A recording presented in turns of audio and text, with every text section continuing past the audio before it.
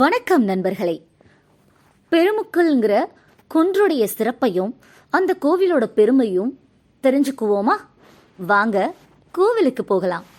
பெருமுக்கல்ங்கிறது தமிழ்நாடு விழுப்புரம் மாவட்டத்தில் இருக்கிற ஒரு சின்ன சிற்றூர்னு அழைக்கப்படுது. திண்டிவனத்திலிருந்து மரக்காணம் போற வழியில அமைஞ்சிருக்கு.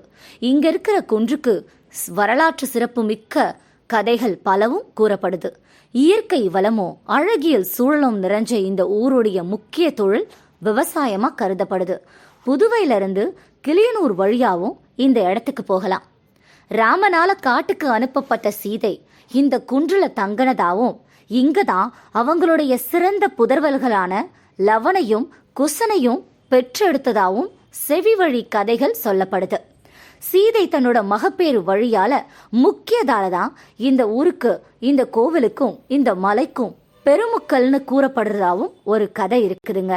சோழர் கால கோவில்கள் பெருமுக்களோட குன்றுக்கு மேல ஒன்றும் அடிவாரத்துல இன்னொன்னும் இருக்கு.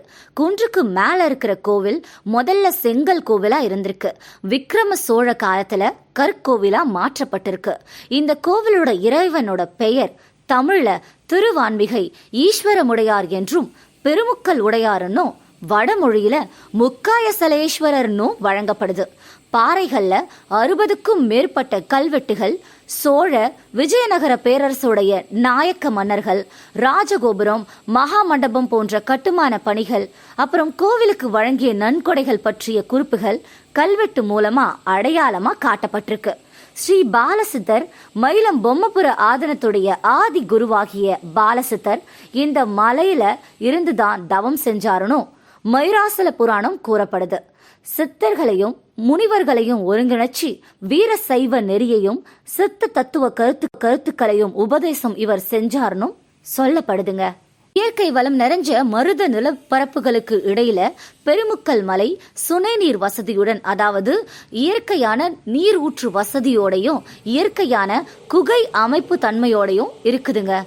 இதனாலதான் தவ நினைவுல வாழ்ந்த துறவிகளுக்கு இந்த இடம் ரொம்பவே விரும்பத்தக்க இடமா குறிப்பிடப்பட்டிருக்கு. பின் நாட்கள்ல பல பேருடைய முயற்சிகளால கோவில் கற்ற நிலைமைக்கு சூழல் உருவாகியிருக்கு. தொடக்கத்துல கேள்விப்பட்ட மாதிரியே செங்கல் கோவிலாலும் பின்னாடி கற்கோவிலாவும் கட்டப்பட்டிருக்குதுங்க. இந்த கோவில்ல கோட்டைகளும் பாதுகாப்பு அரண்களும் இருக்கு. பெருமாள், சிவன், அம்மை, பிள்ளையார் இப்படிப்பட்ட தெய்வங்களுடைய இடமும் இடம் பெற்றிருக்குங்க. அது மட்டும் கிடையாது, ஆனா இப்போ அது எல்லாம் பார்க்க முடியாத அளவுக்கு செதஞ்சு போயிருக்கிறது வருத்தப்பட வேண்டிய விஷயம். குருமுக்கல் கோவில் பத்தியும் குருமுக்கல் மலை பத்தியும் அத ஊர் பத்தியும் நீங்க என்ன நினைக்கிறீங்கிறத கண்டிப்பா கமெண்ட்ல சொல்லுங்க. நம்ம பாழடைஞ்சு போய் அழிஞ்சுக்கிட்டு இருக்க கல்வெட்டுகளையும் குன்றுகளையும் மலைகளையும் கோவில்களையும் பாதுகாக்கிறது நம்மளுடைய கடமைன்னு இதுல எத்தனை பேர் நினைக்கிறீங்கிறத கண்டிப்பா கமெண்ட்ல சொல்லுங்க.